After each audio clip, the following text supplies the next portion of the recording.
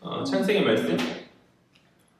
창세기 말씀. 우리는 무엇에 귀 기울이며 서입니까? 우리는 무엇에 귀 기울이며 서입니까? 라는 제목을 가지고 하나님 말씀 증거하도록 하겠습니다. 우리는 지난 시간 야곱이 이삭으로부터 받은 세 가지 복에 대해서 살펴보았고, 그와는 대조적으로 형식은 야곱의 복과 유사하나 껍데기뿐인 껍데기만 있는 그 에서의 복을 또한 살펴보았습니다. 야곱은 풍요의 복, 세상을 다스리는 복, 그리고 하나님의 보호하심의 그 복을 받은 것을 반하여서 에서는 폭력의 삶, 즉 칼을 믿고 생활해야 하고, 또 다스림이 아니라 동생을 섬겨야 할 뿐 아니라 그런 옥죄는 멍에를 싫어하기 때문에 길들여지지 않을 것이고, 결국 제멋대로 살아가기 때문에 주인의 외면을 받는 그런 시세가 되었어. 그러니까 보호하심을 받은 야곱과는 대조적으로 그의 인생 안에서 하나님의 보호는 없는 거죠. 이것을 보면 야곱과 리브가의 그 인간적 속임으로 말미암아서 생겨지게 된 그런 결과이지만, 그러나 다른 한편으로 하나님의 그 복을 하찮게 여겨, 자기가 다 가졌다 생각해서 하나님의 복을 하찮게 여겼던 그 에서의 중심으로 말미암은 그런 결과이기도 한 것이죠. 그러니까 속임의 주체, 지난 시간까지 살펴보았던 스토리 안에서 속임의 주체는 분명히 리브가와 야곱이지만, 그 모든 과정의 중심에 하나님의 복을 귀하게 여기지 못한 에서의 옳지 못한 그런 행동이 있었기 때문에 이러한 결과에 대해서 누구를 탓할 수 있겠냐라는 것이죠. 히브리서 12장 16절에서 보면 히브리 기자 에서를 평가하게 된 한 그릇 음식을 위하여서 장자의 명분을 가볍게 여긴 망령된 자라고 그렇게 이야기하거든요. 히브리서 12장 16절을 보면, 그러니까 그는 비록 하나님의 특별한 언약의 복을 소유한 특별한 가문, 그러니까 아브라함의 가문의 장자였지만, 첫 번째 난 사람 장자였지만 하나님의 복에 대한 어떤 소중함을 깨닫지 못하였고, 그것을 하찮게 여겼기 때문에 그 복에 대해 더욱 갈급함을 가졌었던 자신의 동생에 의해서 빼앗기는, 그 복을 빼앗기는 자가 될 뿐만 아니라 세상 누구보다 하나님의 복에 가까이 있었던 그런 자격을 갖춘 사람이지만, 그의 마음의 중심의 문제로 말미암아서, 그러니까 그가 가지고 있었던 원래 소유했던 자격이 아무런 소용이 없게 되는 거죠.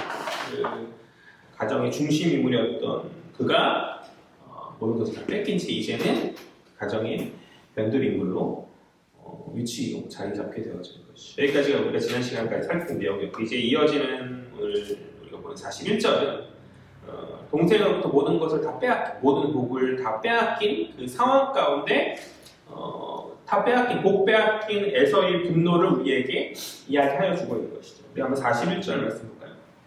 오늘 본문 본격적으로 다 같이 읽겠습니다. 시작. 그의 아버지가 야곱에게 축복한 그 축복으로 말미암아 에서가 야곱을 미워하여 신중에 이르기를, 아버지를 복할 때가 가까웠은즉 내가 내 아우 야곱을 죽이리라 하였더니. 아멘. 41절에서 에서가 뭐라 얘기했죠? 내 아우 야곱을 죽이겠다 라고 말하는 것이죠.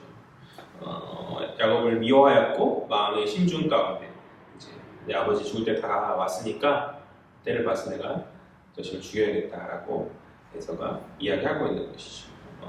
아버지부터 받았던 그 모든 복을 동생에게 다 빼앗긴 이 형 에서가 마음에 차곡차곡 증오의 감정을 쌓고 있음을 41절을 통해서 살펴볼 수 있어요. 어쩌면 이러한 증오의 감정을 쌓고 있는 에서의 모습은 아버지로부터 억지로 복을 달라고 그가 간청하면서 들었었던 그 말이잖아요. 그러니까 이제 너는 칼을 믿고 생활할 것이라는 그 아버지 이삭의 그 예언과도 같은 그 말 그대로의 모습일 수 있죠. 그러나 증오와 분노의 감정 가운데 형제의 살해의 감정을 지금 품고 나아가고 있는 것은 뱀의 길이죠. 뱀의 길. 과거 아벨을 살해하였었던 형 가인의 길이요, 또 자신의 살인을 자랑하며 나아왔었던 라멕의 길을 그 역시 가고자 하는 것이죠. 그는 스스로 믿음 안에서 하나님의 솜씨로 살아가는 하나님의 자녀의 삶과 자기의 주장의 삶 가운데 스스로 사람의 솜씨로 살아가는 어떤 땅의 자녀의 삶을 선택하고 있는 거죠.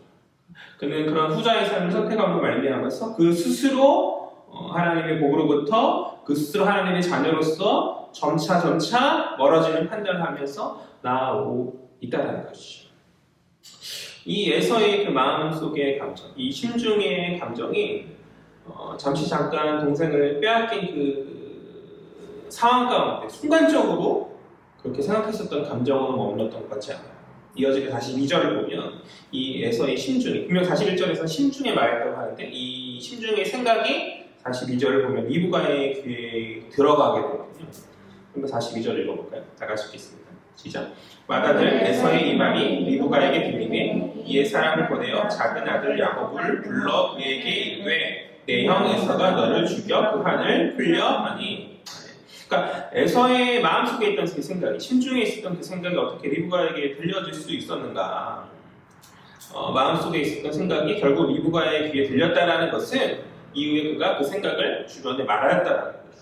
그러니까 차곡차곡 감정을 쌓는 과정 가운데 단순히 내색만 한 것이 아니라 누군가 이것을 말하였고 나누었고, 어쩌면 그 나눔은 모든 것을 빼앗긴 에서 스스로의 위로의 어떤 행동일 수 있죠. 자기 그 억울함 가운데서 주변에 그런 것을 불평, 불만을 토로하는 그러한 모습일 수 있는 거죠. 그러나 어쨌든 간에 해서는 안 될 그 말을 주변에 그가 하고 있는 거죠. 아버지가 죽을 때가 가까이 왔으니까 아버지 돌아가시면 내가 동생을 죽여버리겠다라고 그렇게 떠벌리면서 그는 자기의 해결되지 않는 감정을 그런 식의 방법으로 풀고 있는 것이죠. 사실 에서의 기대와는 다르게 창세기 35장에 가서 이삭이 죽거든요. 35장 29절에서 이제 이삭이 죽는데 아버지 이삭은 그의 생각과는 다르게 굉장히 오래 살죠.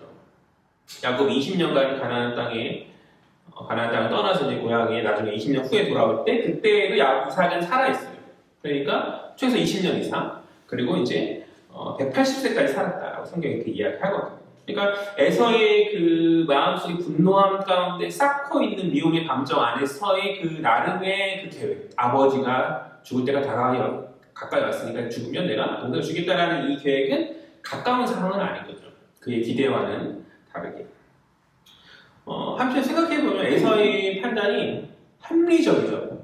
그렇지 않나요? 그러니까 도덕적이고 윤리적인 것을 차치한다고 보면 지금 이제 야곱에게 복을 빼앗겼으니까 야곱이 만약 그가 죽는다라고 한다면 그 복은 자신의 것이 될 수 있죠. 집안의 유일한 상속자가 야곱과 에서 둘 중에 한 사람인데 후계자들이 한 사람이 사라진다면 충분히 다시 자기의 것으로 돌아올 수 있는 것 아닙니까? 물론 그 복의 개념이 아버지의 어떤 물질적 유산을 상속받는 상속의 개념으로만 그렇게 할정한다면 어쩌면 에서의 판단이 동생을 죽여버리겠다라는 이 판단이 틀린 판단이 아닐 수 있는 거죠. 이삭의 가문은 당대의 족장 가문이잖아요. 실상 왕의 권세와 다를 바 없는 그런 큰 당대의 큰 세력이란 말이죠.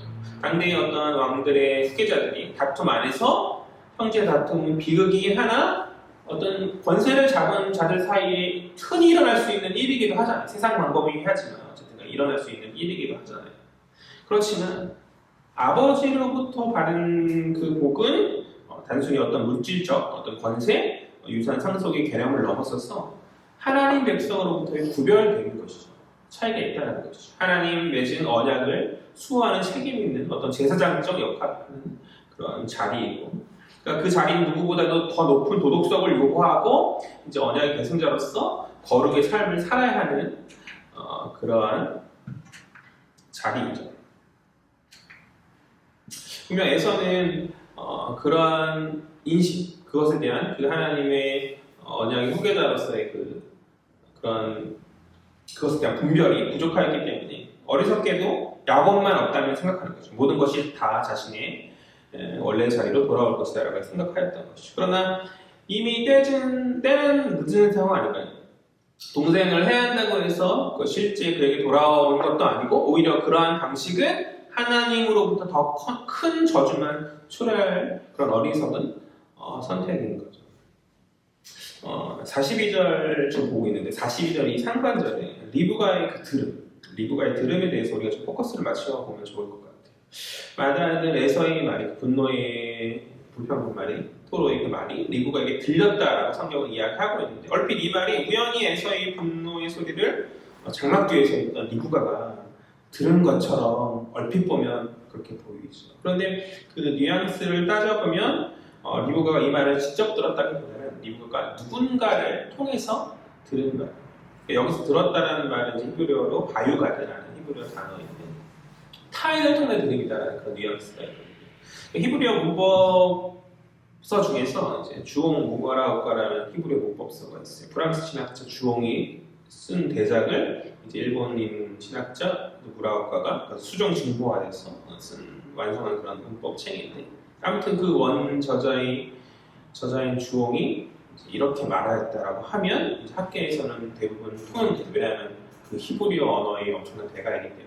그러니까 학문의 세계에서 학자의 관계가 굉장히 중요한데 그 사람이 이렇게 말했다고 하면 이제 누구도 이의를 제기할 수 없을 정도의 엄청난 대가라는 거죠. 그래서 이제 신대원 시절에 좋은 점수를 받기 위해서 그 책을 인용하고 많이 학구했었던 그런 기억이 있는데요.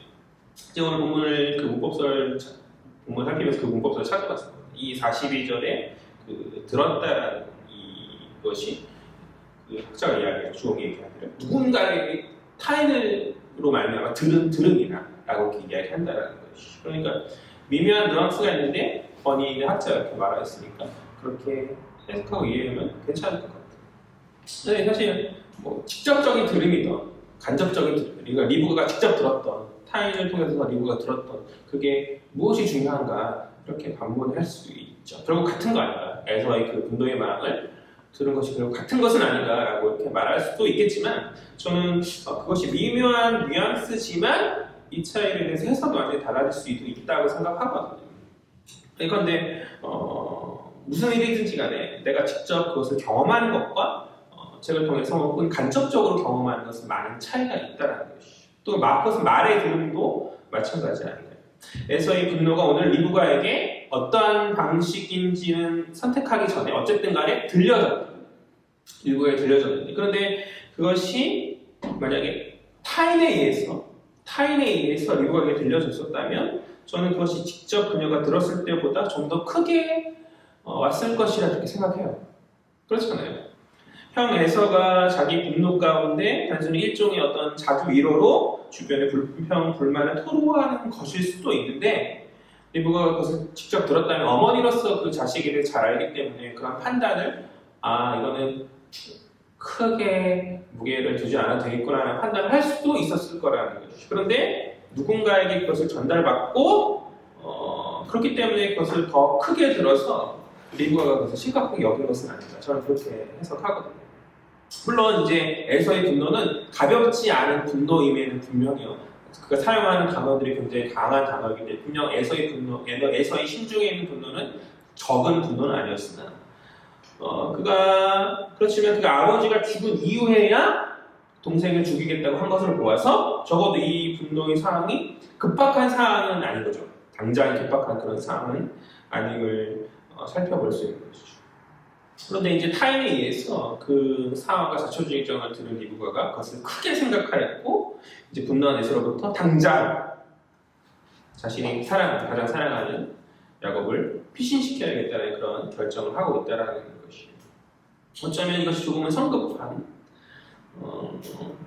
리브가가 이삭과 좀 더 상의하여야 하지 않았을까. 그런 집안의 갈등의 문제를 놓고 가장이자 집안의 가장 큰 어른이고 족장이 이삭과 상의를 했어야 되지 않는가. 또 리브가가 좀 더 하나님 앞에 기도하면서 신중한 선택을 하였어야 되지 않는가 그런 생각을. 아니 애초에 이런 문제의 발단의 원인이 이런 갈등을 생겨나게 한 원인이 리브가의 그 기도함 없는 그런 앞선 행동이었죠.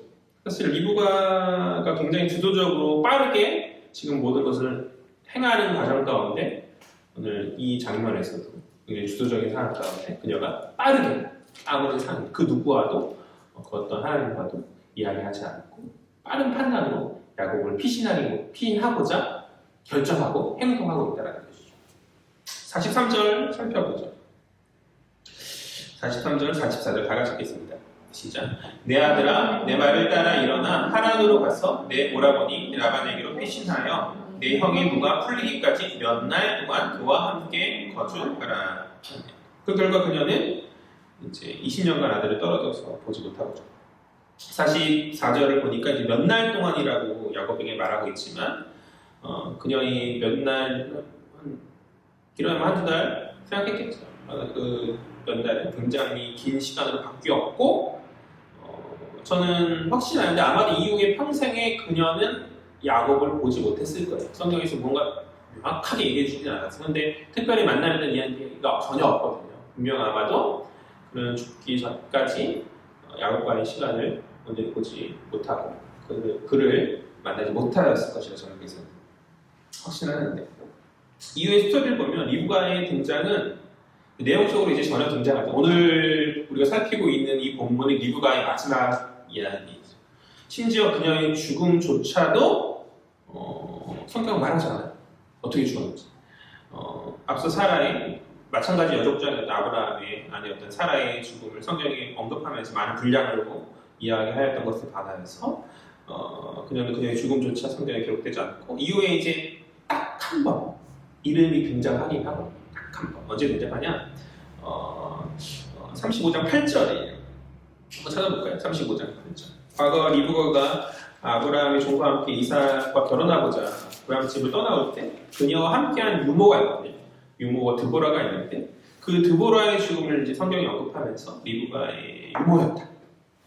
리브가의 유모였다라고 말하는 그 35장 8절이. 한번 다 같이 읽어보죠. 시작. 리브가의 유모 드보라가 죽음에 그를 베델 아래에 있는 상수리 나무 밑에 장사하고 그 나무 이름을 날돈 바곳이라 불렀더라. 이 본문을 이제 나중에 살펴볼 거예요. 다시 이제 앞장으로 27장으로 넘어가겠습니다. 방금 읽었던 것처럼 35장 8절의 내용은 리브가의 내용이 아니죠.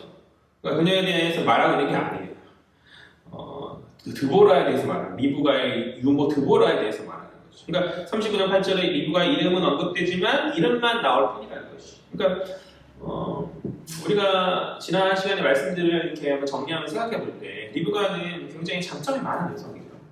굉장히 탁월한 여성이라 저는 그렇게 생각하거든요. 과거 그녀가 망설이지 않고 아브라함의 그 종을 따라간 것은 주도적이고 어떤 능동적인 그녀의 성격을 잘 보여줄 뿐만 아니라 여자 아브라함으로서 큰 믿음을 보여주는, 우리에게 보여주는 좋은 모범인 것이죠. 그녀는 이삭에게 합당한 교필로서 조금은 수동적인 삶을 살았죠. 이삭이 수동적인 삶을 살았고, 그런 기질을 갖고 있는 좀 수동적인 이삭의 부족한 부분을 잘 보완해줄 능동적이고 주도적인 성격을 가진 어떤 이상적 아내였을 것이라 아브라함도 많이 사랑했을 것이고 이삭도 아내를 많이 사랑했죠. 그렇게 생각해요. 그러나 우리가 지난 시간대로 또 이 야곱과 에서의 갈등 안에서 그 본문들을 살피는 가운데 보여주는 이 후계자 문제를 통해 나타나고 있는 그녀의 모습들은 과거 그녀의 장점이었던 어떤 미덕들이 단점이 되어지는 모습이 아닌가 그렇게 생각되어집니다. 그러니까 능동적이고 주도적인 그녀의 좋은 기질, 그렇지 않아야 할 때에 발휘될 때 그로 말미암아서 가정이 깨어지고 가정이 분해되는 거죠. 영민한 가운데 빠른 판단으로 여자 아브라함으로서 이 어떤 단호한 결단을 보였던 그녀의 그 미덕이 오늘 에서의 그 분노의 상을 크게 여긴 가운데, 타인의 말을 듣고 크게 여긴 가운데 야곱을 도피시킴을 통해서 오히려 그녀 안에서 사랑하는 아들과 영원히 분단되는 고통을 초래하고 있다. 이후 리브가의 어떤 스토리도 없고 심지어 그녀의 죽음도 성경 가운데 침묵되어지고 있죠.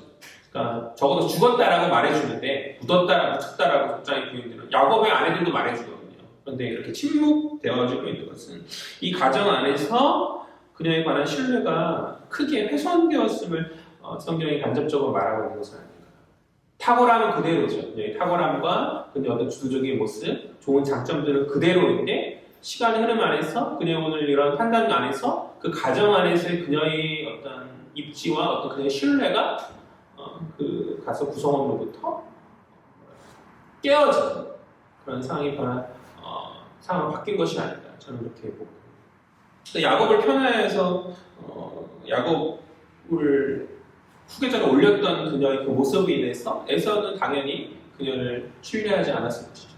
뿐만 아니라 성경 안에서 이제 그녀의 죽음에 대한 특별한 애곡이 드러나지 않아요. 이삭의 어떤 애곡함이 드러나지 않아요.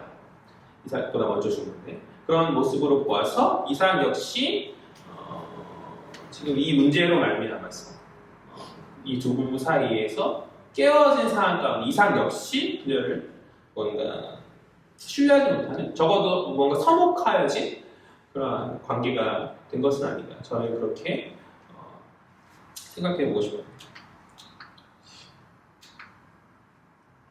과거 그녀의 탁월한 장점이자 미덕이었던 그것이 주님 안에서 선하게 발휘되지 못하고 이제 벗어나지게 될 때 그 미덕은 오히려 그녀의 인생에 악영향을 끼치는 좋지 못한 결과를 초래하였고, 이러한 리브가의 모습을 통해서 우리는 우리 자신에 대해서 한번 적용해보고 생각해봐야 한다고 이렇게 생각합니다. 첫 번째, 우리가 지금 주의 뜻 안에서 나의 어떤 여러 기질과 장점들을 사용하고 있는지, 오직 나의 판단을 신뢰하는 가운데 나보다 크신 주님을 겸손히 신뢰하지 못하는 것은 아닌가. 주님과 상의하며 나아갔어야 하는데 그렇지 못하고 나의 빠른 판단과 나의 빠른 연민함을 믿는 가운데서 우리가 실수하며 넘어지고 있는 것은 아닌가. 세상 가운데 탁월한 재능을 가짐으로써 많은 부러움을 받았던 사람들이 그 재능으로 인해서 누군가는 성공하는데 누군가는 좋은 성취를, 좋은 결과를 이뤄내는, 그런데 또 어느 사람들은 그 재능으로 인해서 인생을 망쳤다라는 그런 소리를 우리가 많이 듣잖아요. 그렇지 않습니까? 많은 표면적으로 드러난 얘기를 하자면 많은 유명 연예인들이 스스로 죽음을 택하는 뉴스들을 많이 접할 때가 있죠. 왜 그런 어리석은 선택을 하는지 그런 생각을 하게 되어지는 것 같아요. 충분히 재능이 많고 아름답고 만약 유명세가 어려웠다고 한다면 이제 다 내려놓고, 장점들이 많잖아요. 그러니까 그 가진 장점들로 다른 길을 모색해도 충분히 그가 좋은 성취를 이룰 수 있는 사람들인데, 또 내면에 아픈 상처들이 있다면 한숨 다 내려놓고 한숨 돌릴 수 있잖아요. 쉴 수 있고 치유하는 과정 안에서 또 새로운 길을 모색하며 나아갈 수 있는데, 스스로 목숨을 끊는 어리석은 선택을, 그러니까 주기적으로 반복되어지는 것 같아요. 요즘에 다행히 그런 소식이 많이 없는데 시간이 지날 때 한 분기별로 한 번씩 그런 일들이, 소리들이 많이 들려지게 되는 것 같아요. 그런 생각, 그러니까 그 중심 안에서 주가 없는 인생, 그 마음의 중심 안에서 주 예수 그리스도가 없는 인생은 많이 가진 듯하나 초라한 거죠. 그것이 교회에 속한 자들의 고백인 줄 믿습니다. 여러분들 이것을 동의하시나요? 우리가 아무리 많은 것을 가진다 할지라도 주가 없으면 초라한 거죠. 많은 미덕과 많은 장점과 많은 재능이 있다 할지라도 그것이 주 안에서 이루어지지 않으면 초라할 뿐인 거죠. 많이 가졌어도 자랑할 필요가 없다는 것이, 많이 가지지 못함도 걱정할 필요가 없는 거죠. 정말 중요한 것은, 우리가 정말 자랑하면서 나아가야 할 것은 오직 예수 그리스도인 줄 믿습니다. 빌립보서 3장 8절을 보면 사도 바울이 그것을 고백하죠. 그는 자신의 모든 자랑을 배설물처럼 여깁니다. 배설물처럼 여기고 모든 것을, 그 모든 자랑을 오히려 해로 여기고, 그가 고백하길 그리스도를 얻음을 그 가장 고상한 기쁨으로 여기며 말하죠. 고백하지. 우리 역시 그렇지 않냐는 것이죠. 나의 자랑과 나의 젊음과 나의 영민함, 그런 것이 아니라 오직 주가 나의 자랑이 되어지고 아버지 뜻과 주의 말씀이 나를 이끌 때 우리는 온전히 주의 복 안에서 거하게 되어질 줄 믿습니다. 두 번째로, 앞서 리브가가 타인의 말을 통해서 아들 에서의 이야기를 크게 듣고 성급히 야곱을 피신하는 그 모습을 통해서 우리 역시 주변의 말들이 휘둘리면서 정말 귀 담아 들어야 될 주의 말씀에 무지하고 있지는 않나. 한번 생각해 보잖아요. 모든 거 사역을 할 때 그 나이 때 보통 문제들은 연애 문제죠.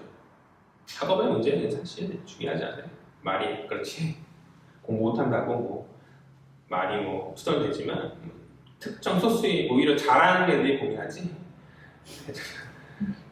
정말 고민해야 될 친구들은 많이 고민하지 않고 대부분 이제 여자 문제 혹은 이제 남자애들이 많이 연애 문제였던 것 같아요.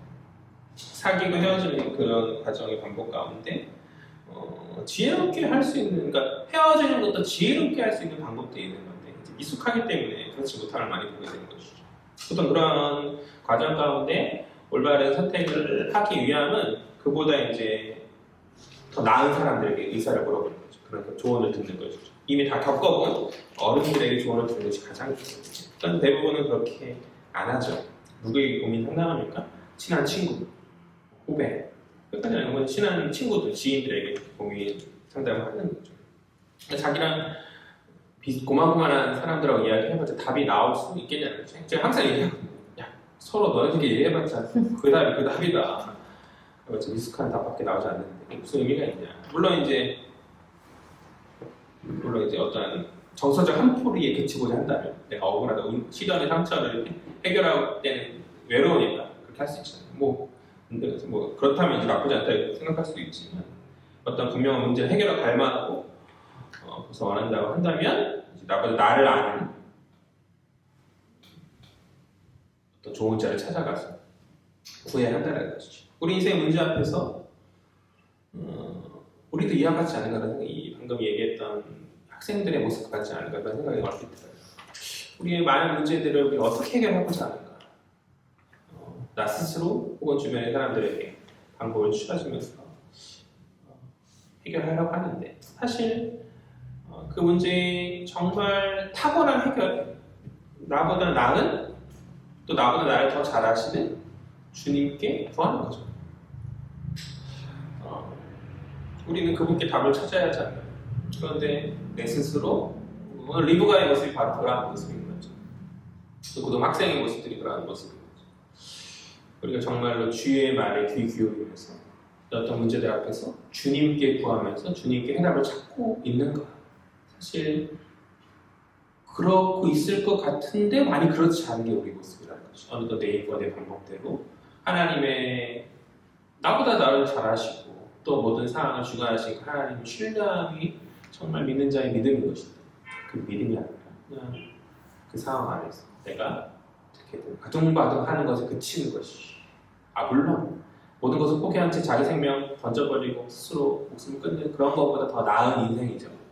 뭔가 해결하는 의지를 보이면서 뭔가 나아가는 좋은 모습일 수 있으나 정말 믿음의 신자는 그것을 넘어서서 정말 오직 주를 의지하며 주님께 주를 구하며 주를 붙잡는 그런 삶이 되어야 하는 줄 믿습니다. 우리 헤아린 교회 성도들이 그랬으면 좋겠어요. 우리가 무슨 가진 백이 있고 어떤 가진 탁월한 것이 많이 있습니까? 많이 있어요.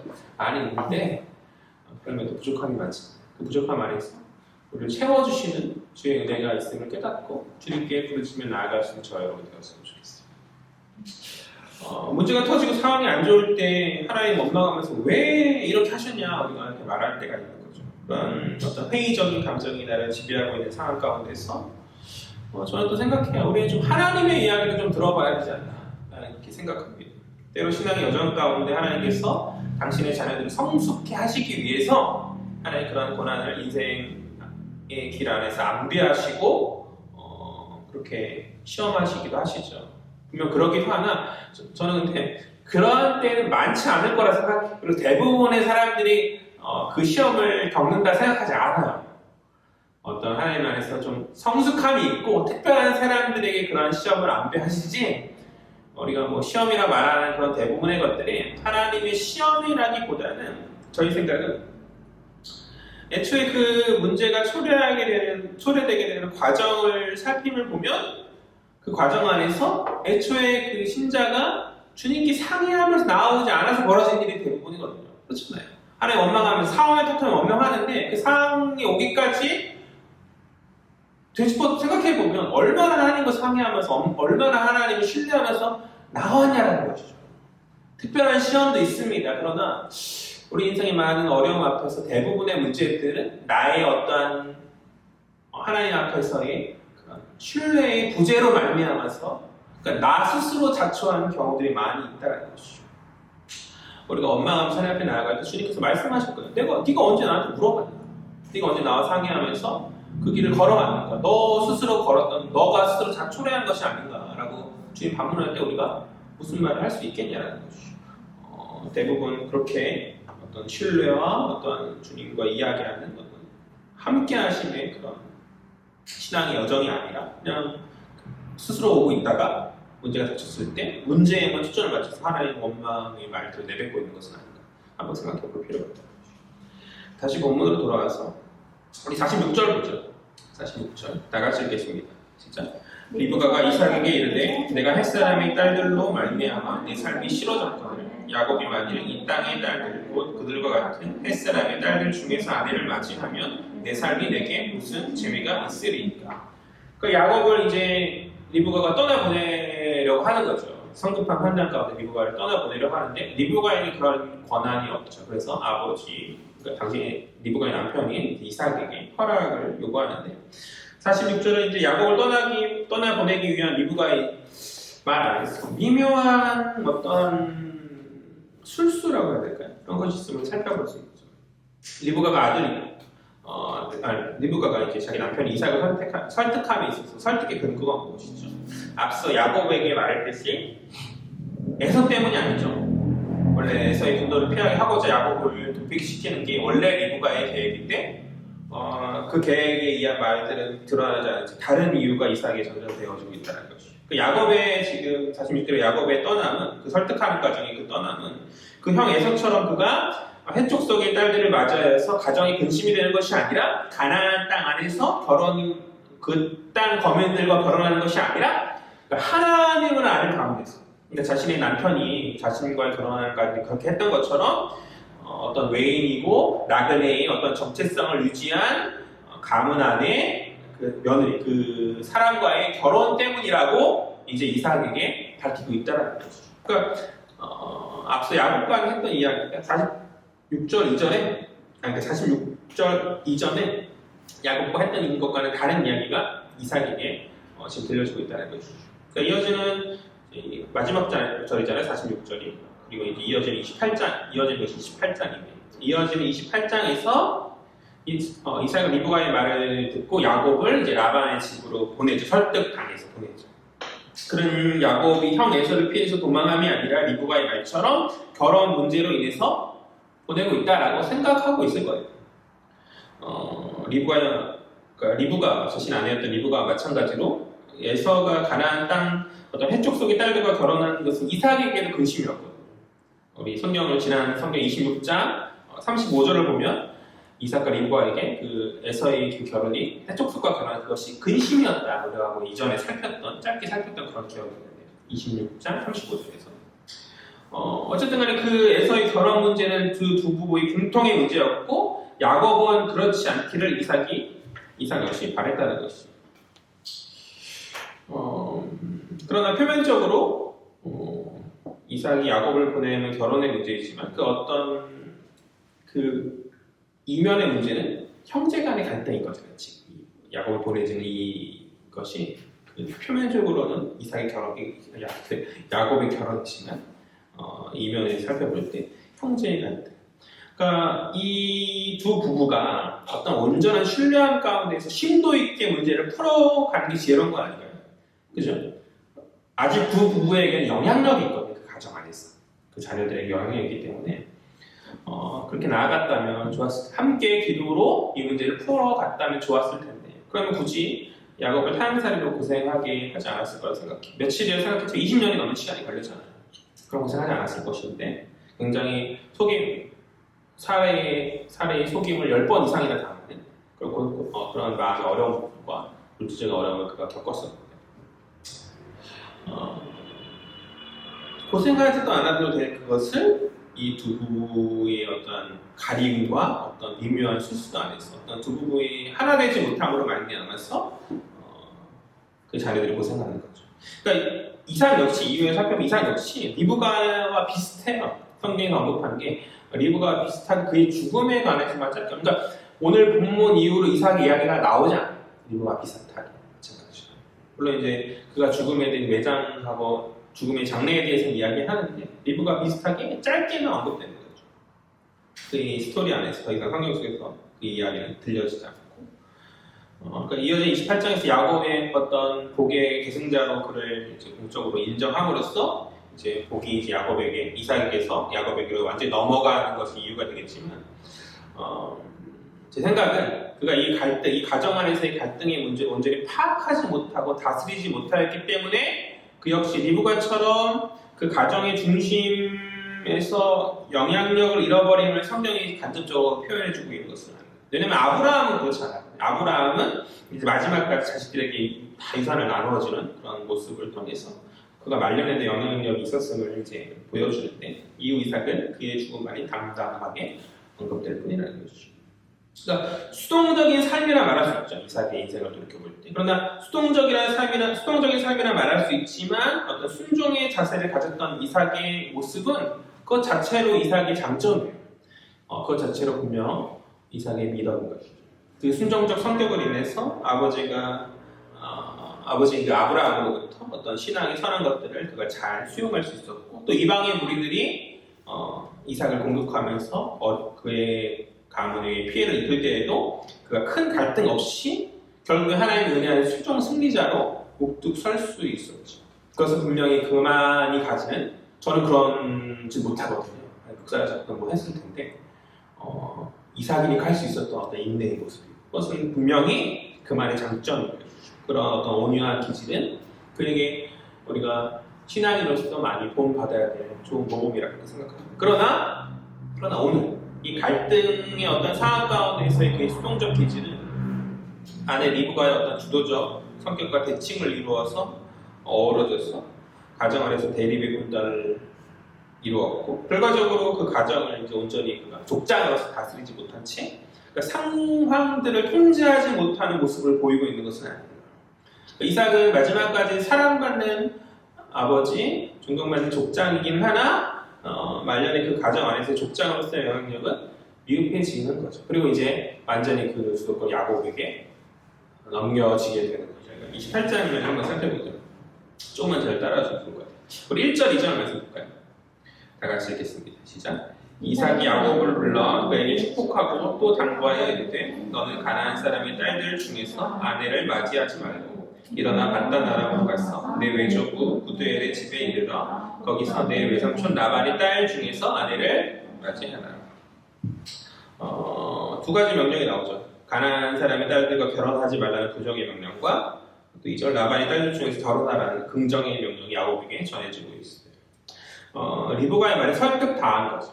리브가의 말에 설득당한 이삭은 이제 결혼이라는 목적을 이루기 위해서 그를 라반의 집으로 보내고 있는데 그 역시 이제 에서의 해족속과의 결혼, 해족속의 딸들과의 결혼이 이제 탐탁치 않았었기 때문에 과거 아버지가 자신의 결혼을 위해서 고향 가문에 종을 보내서 신부를 구한 것 같이 그 역시 사람을 보내는 것이 좋겠다 이렇게 판단하였고 그러니까 차이가 있다면 과거에는 종을 보냈다고 한다면 이제는 결혼 당사자인 야곱을 이제 직접 그가 보내는 거죠.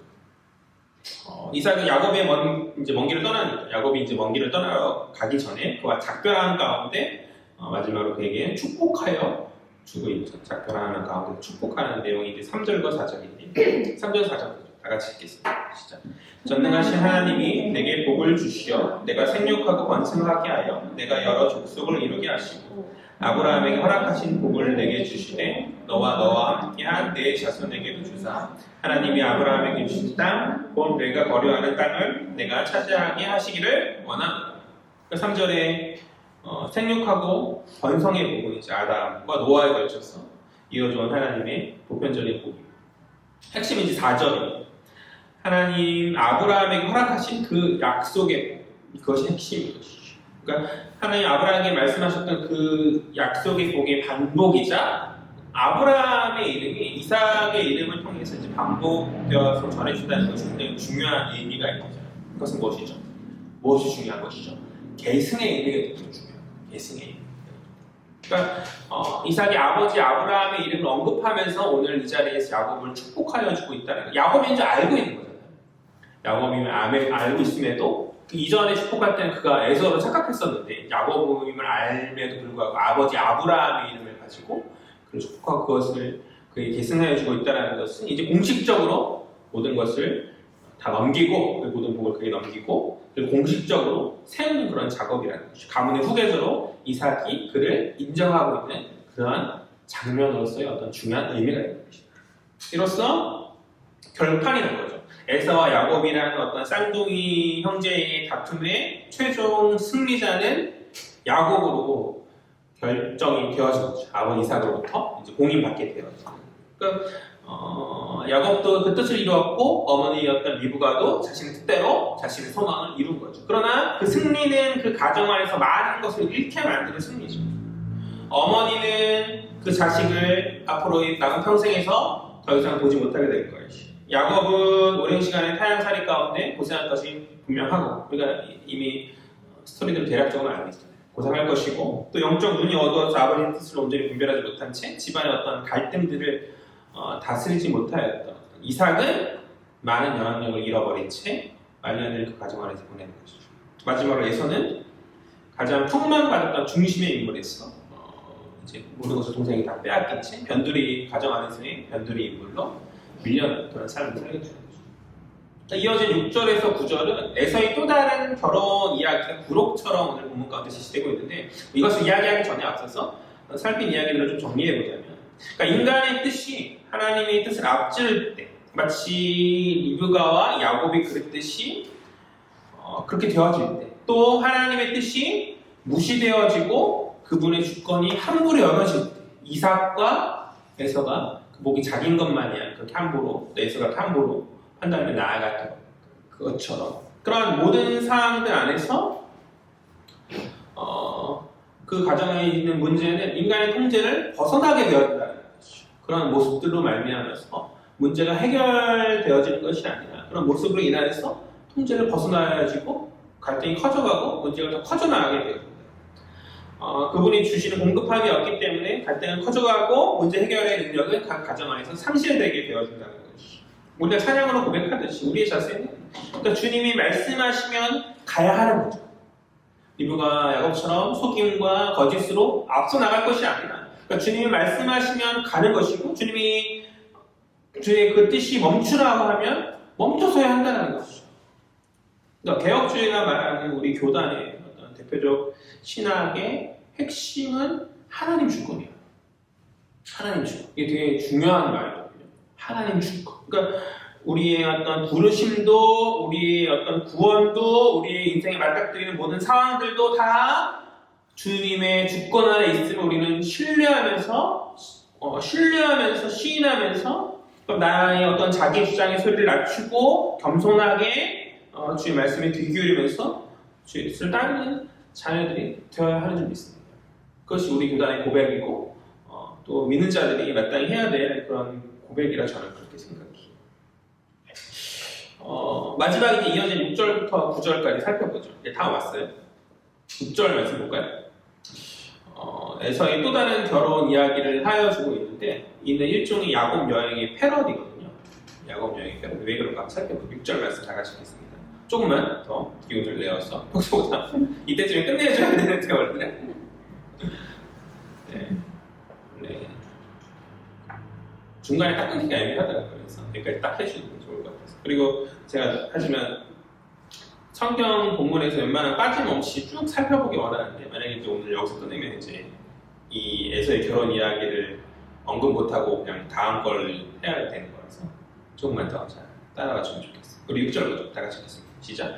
에서가 본즉 이삭이 야곱에게 축복하고 그를 밧단아람으로 보내어 거기서 아내를 맞이하게 하였고 또 그에게 축복하고 명하기를 너는 가나안 사람의 딸들 중에서 아내를 맞이하지 말라 하였고 또 야곱이 부모의 명을 따라 밧단아람으로 갔으며 에서가 또 본즉 가나안 사람의 딸들이 그의 아버지 이삭을 기쁘게 하지 못하는지라 이 에서가 이스마엘에게 가서 그 본처들 외에 아브라함의 아들 이스마엘의 딸이요 느바요스의 누인 마아갓을 아내로 맞이하였더라. 모든 것을 빼앗긴 에서가 가정 안에서 그 신뢰를 다시 회복하기 위해서 부단히 노력하는 장면이라고 저는 그렇게 생각해요. 그러니까 에서가 판단하기에 자신이 과거 결혼했었던 헷 족속의 딸들이 자신의 부모들에게 인정받지 못하였고 도리어 근심이 되었음을 뒤늦게 그가 깨달은 거죠. 이 상황에 왔을 때. 그러니까 굉장히 무언가가 리브가의 판단이 맞았던 것 같아요. 뭔가 깨닫는 것이 좀 늦은 그런 사람이에요. 왜냐면 자기 중심적 삶을 살아왔기 때문에 이제 주변을 잘 보지 못하였던 거죠. 주변에 말을 잘 듣지 못하였던 것이죠. 그래서 이제 그는 오늘 부모의 신뢰를 다시 회복하고자, 아니 엄밀히 말해서 부모의 신뢰라기보다는 아버지의 신뢰를 회복하고자 그는 노력하고 있어요. 8절을 보면은 아버지 이삭을 기쁘게 하지 못함을 그가 알았다라고 이야기하죠. 어머니에 대한 언급이 없는 거죠. 그도 그럴 것이 이제 어머니는 야곱 편이니까. 어쨌든 간에 그는 다시 아버지의 마음을 들기 위해서 애쓰고 있죠. 상황 반전을 노리고 있는 거죠. 그가 그런 생각을 하게 된 것은 이제 아버지 이삭이 야곱에게 오늘 앞서 27장에서 복 주는 가운데 야곱에게 당부합니다. 가나안 땅의 아내가 아니라 어떤 가문의 사람의 아내를 맞이하는 그 이삭의 말 가운데서 에서가 힌트를 얻은 것으로 보여요. 그 말을 에서가 들었을 거 아니에요. 공식적으로 축복을 주는, 그를 공식적으로 인정하는 그 상황 안에서 그 말을 듣고 기울기 시작하는 거죠. 그런데 물론 과거의 이전에서도 분명 그의 부모들은 그 어떤 해촉 속의 딸들을 얻을 때 실은 내색을 하였을 거예요. 분명히 결혼을 말렸을 거고 분명한 의사 표현을 했을 것입니다. 그러나 그때에는 이 가정의 모든 중심이 잘난 에서에게로 돌아갔었기 때문에 그가 그 말들을 잘 귀담아 듣지 않았던 건데, 그 마음에 온전히 새기지 않았던 것인데, 이제는 상황이 바뀌었고 그도 나름의 뒤늦은 깨달음 가운데에서 적어도 이제 아버지의 눈치를 보면서 아버지의 마음에 다시 들고자 노력하고 있는 것이죠. 그는 아버지 마음에 들고자 하는 그 한 가지 이유로 지금 야곱을 흉내내면서 새로운 아내를 찾는 여행을 그 역시 떠나고 있는 거죠. 그 어디로 가죠? 나름 가나안 족속에게서 벗어나서 그 땅의 사람들에게 벗어나서 자신의 가문의 사람을 찾아서 이제 어디를 갈까? 어디 집의 문을 두드릴까? 이스마엘의 집을 두드리는 거죠. 그러니까 과거 에서가 처음 결혼했을 때가 40세거든요. 그러니까 야곱이 지금 바단 아람으로 라반의 집에 가는 것도 40세는 넘었겠죠. 최소한, 그죠? 에서가 결혼한 상태니까. 또 마찬가지로 지금 시점에서도 이제 동갑이니까 최소 40세가 넘는, 둘 다 40세가 넘는 그런 상황 가운데서 이스마엘은, 그러니까 이삭의 이복 형제인 이스마엘은 지금은 아마 생존하지 않았을 것이라고 생각하거든요. 그러니까 어쨌든 간에 이스마엘은 살지 않았을 것이고 그의 어떤 후손의 가문과 지금 에서가 결혼하고 있는 거죠. 아무튼 간에 그러나 에서 이 판단은 나름의 마음에 들고자 하는 애쓰는 그런 판단인데 애초에 이 판단은 좋은 판단은 아닌 거죠.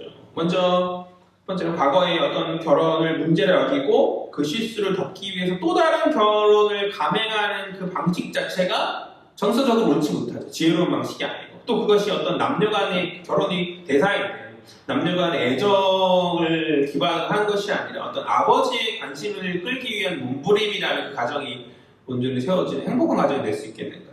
그것은 결혼의 본래 목적에서 많이 벗어난 잘못된 선택이 아닐 수 없는, 그러니까 정서적인 옳지 못함이 에서의 선택에서 드러나지고 있는 거죠.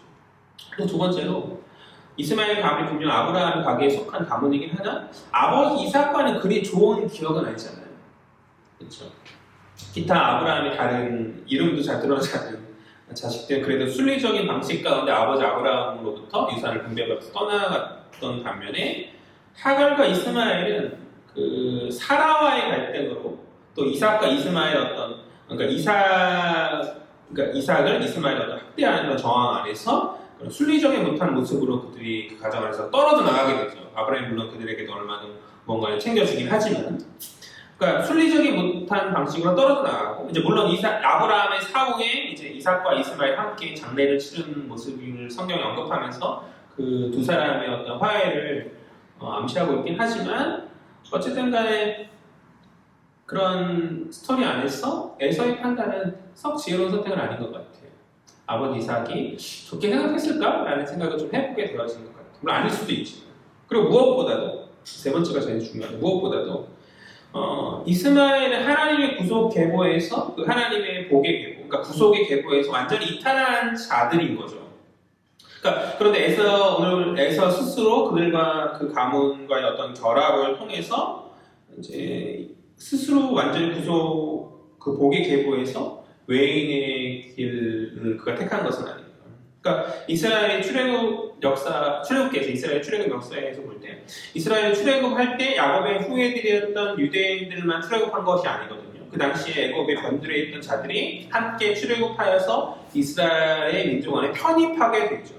또 이스라엘 많은 역사 안에서 많은 자들이 이스라엘 민족과 이렇게 융화됨을 통해서 하나님의 구속의 계보에 그들이 이제 함께 서게 되는데, 그러나 반면에 그러한 가운데 끊임없이 이스라엘 민족을 공격하고 대적하였던 그런 무리들이 있는데, 외적들보다 같은 어떤 가문의 과거, 어떤 피의 어떤 이어짐이 있었던 그런 자들이 많이 이스라엘 민족들을 공격했거든요. 그 대표적인 사람들이 이스마엘의 후예들이고 에서의 후예들, 에돔의 후예들인 것이고, 그들은 구속 계보의 밖에서 하나님의 솜씨로 살아가는 자들의 그 계승이 아니라 칼을 믿고 들나귀와 같은 어떤 야상이 거친 삶으로 사람의 솜씨로 살아가는 자. 그러니까 즉 뱀의 길이요, 가인의 길이요, 라벨의 길을 걷던 자들인 거죠. 성경 역사 안에서 뚜렷한 구분으로 우리에게 드러내주고 있잖아요.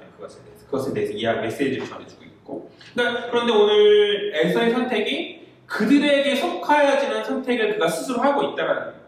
그러니까 그가 어떤 하나님의 구속에 관한 어떤 무지함 가운데 스스로 이스마엘 가문과 연합함으로 그런 하나님과의 개정의 길에 기초를 그가 놓고 있다는 것이죠.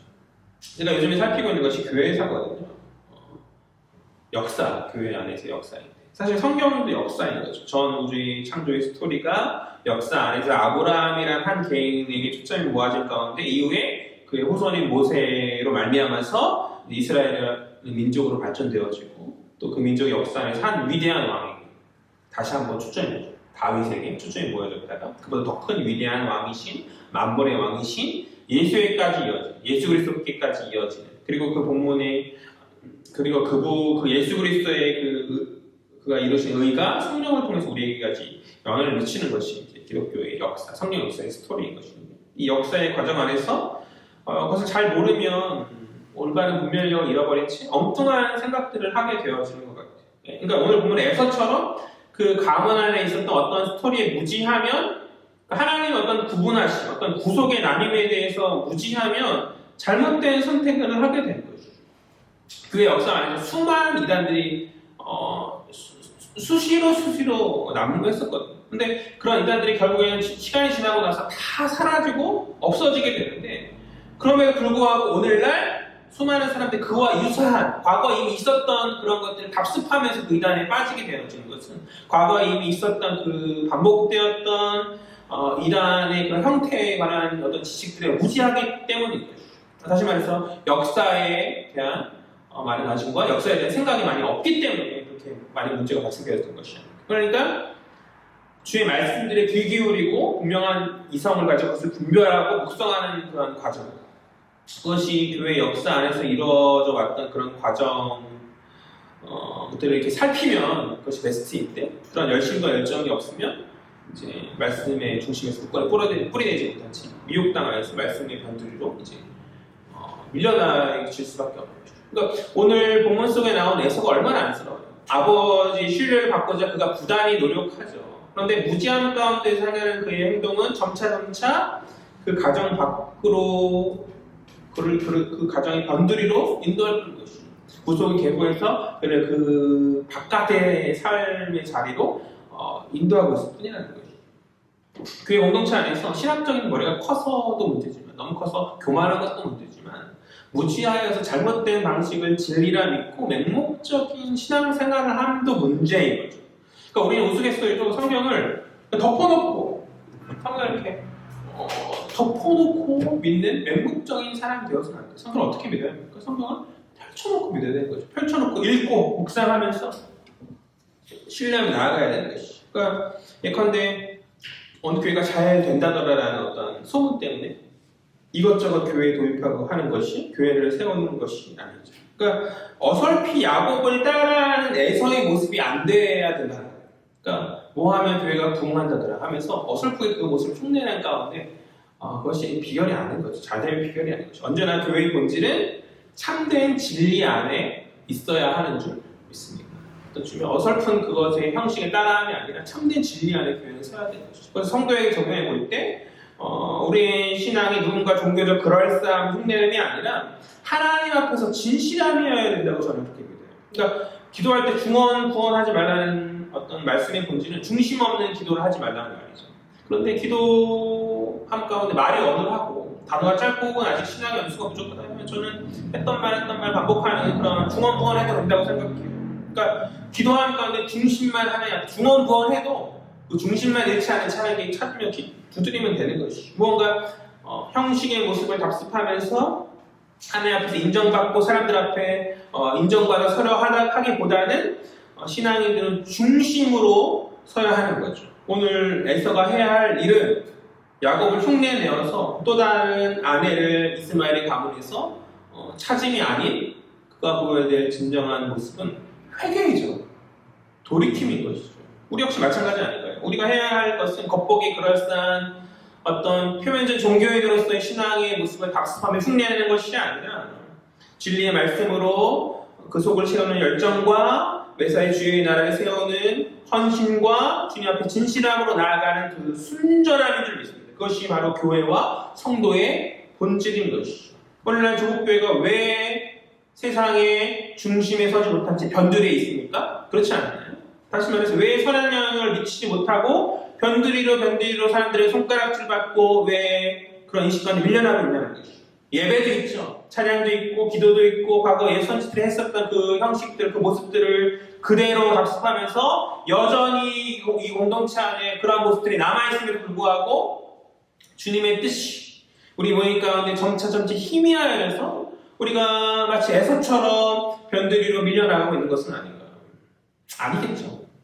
아직은 아니겠죠. 그래도 우리는 진리에 이탈하는 사람들은 아니니까 그래도 바른 구원관을 가지고 예수 믿고 있으니 그 정도까지는 아니겠으나 시간이 지나고 점차 교회가 더 힘을 잃고 그나마 가지고 있었던 진리의 파편들이 다 희미해지고 사라질 때 우리의 다음 세대인 그 후손들이 그렇게 변두리로 밀려나게 되지 않을 것이 어찌 장담할 수 있겠냐는 것이 대표적인 영국 교회가 그랬고 유럽의 많은 교회들이 많이 술집으로 변화되고 그렇지 않았습니까? 사랑하는 여러분, 주의 뜻이 그러니까 다른 그 무엇보다도 온전히 주의 뜻이 이 조국교회와 이 우리 공동체 안에 바로 서야 하는 줄 믿습니다. 더 이상 세상의 소란스러운 다른 이야기에 우리가 귀 기울일 것이 아니라 오직 주의 말씀에 귀 기울이면서 우리 중심을 시키는 저와 여러분 되었으면 좋겠어요. 말씀을 정리하죠. 오늘 이삭의 가정을 살펴보고 있잖아요. 이삭의 가정을 살펴볼 때 여러 말들과 그 안에서 각자 다른 판단들이 있음을 우리는 봅니다. 타인의 이야기 크게 반응한 리브가, 어머니 말에 동조하여서 함께 겉에 참여한 야곱, 미묘한 리브가의 말에 주도권을 다 빼앗긴 채 자식을 떠내보내는 이삭, 분별하지 못하고 자식을 다 떠나보내는 이삭, 또 자기 중심의 삶 가운데서 여전히 자기 주장의 말만 듣고 있는 돌이킴과 회개가 아니라 여전히 자기 주장의 말만 듣고 다른 에스, 그런 각자의 판단 가운데 정말 문제는 하나님의 부재인 거죠. 이 가정의 정말 문제는 하나님의 부재인 것이죠. 하나님의 부재는 이 가정을 나누게 하였고 해결할 수 없는 상처를 남게 하였죠. 그러니까 감사한 것은 합력하여 선을 이루신 하나님께서 당시의 섭리 가운데 이 가정을 다스리셔서 야곱에게 아브라함의 복이 이어지게 그렇게 섭리적으로 역사하시나 그럼에도 이 가정의 나눔은 각자 구성원 간의 큰 아픔인 것이고 가정이 다 뿔뿔이 터지는 거죠. 깨어지는 것이죠. 오늘 이 말씀 우리에게 어떠한 도전이 되어지고 있습니까? 우리는 어떠하냐는 것이죠. 우리 공동체 안에서 또 우리 개개인의 삶 안에서 그 안에 하나님의 뜻이 있는지 한번 반문해 보았으면 좋겠어요. 하나님의 뜻을 구하며 찾기 위한 그런 모습들 우리 가운데 있는 거예요. 하나님의 뜻을 구하기 위해서는 주의 말씀을 살피고 주의 말씀에 귀 기울여야 하는 것이죠. 그렇다면 우리는 무엇에 귀 기울이게? 지금 우리는 무엇에 귀를 기울이며 서 있습니까? 주의 말씀인가? 그럼 왜 성경을 보는 것, 말씀을 연구하는 것에 더 많은 열정을 보이지 않고 있는 것이죠. 꼭 사람의만 아니고 그들의 말을 듣고 크게 휘둘리면서 흔들리잖아요. 그러니까 무엇이 우리의 중심을 더욱 요동하게 하고 가슴 뛰게 하는지 살피면 금방 우리가 무엇에 더 귀 기울이는지를 판단할 수 있는 거죠. 때로 사람의 말에 붕괴하고 때로 감정을 쏟고 때로 어떤 좌절을 경험할 때가 많은지 아니면 말씀 앞에서 찔림과 또 회개의 자복과 감동과 감화로 나올 때가 많이 있는지 한번 판단해 보자는 거죠.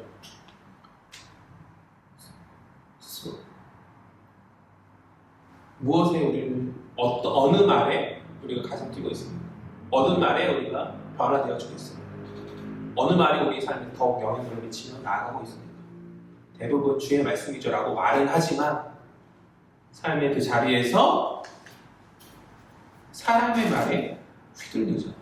사람의 지혜가 좋아 보이고 어느덧 주의 뜻이 이 가정에 부재한 것처럼 우리 인생 안에서도 주의 뜻이 부재하여서 여전히 문제와 상황은 해결되지 않은지, 우리가 언제 나아갈 그 길을 우리가 찾고 있지 못하는 아닌가, 그것을 깨달을 수 있는 저와 여러분 되었으면 좋겠어요. 우리는 어디에 귀 기울이며 서 있습니까? 세상의 말인가? 주의 말씀입니다. 기도하겠습니다. 좋으신 하나님, 은혜한 사랑에 참으로 감사합니다. 아버지 말에 순복하며 귀 기울이는 복된 자녀들 되어지길 간절히 소망합니다. 주님 역사하여 주시옵소서.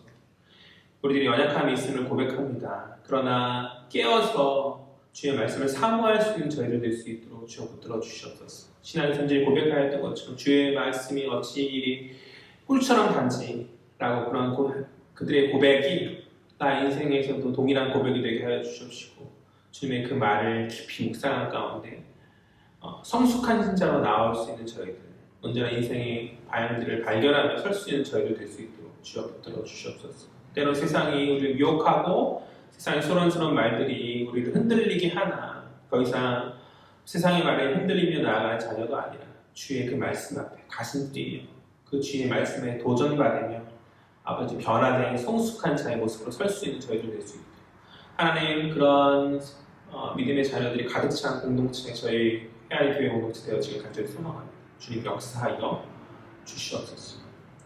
각 개인의 삶의 현장 안에서 그러한 말씀을 사모하는 뜨거운 열망, 말씀에 귀 기울이며 나아가는 그런 신실한 그 모습이 많이 드러나지기를 간절히 소망합니다. 주님 저희들과 함께 하시고 저희를 붙들어 주시옵소서. 감사드립니다. 이 모든 말씀 살아계신 예수 그리스도의 이름으로 기도합니다.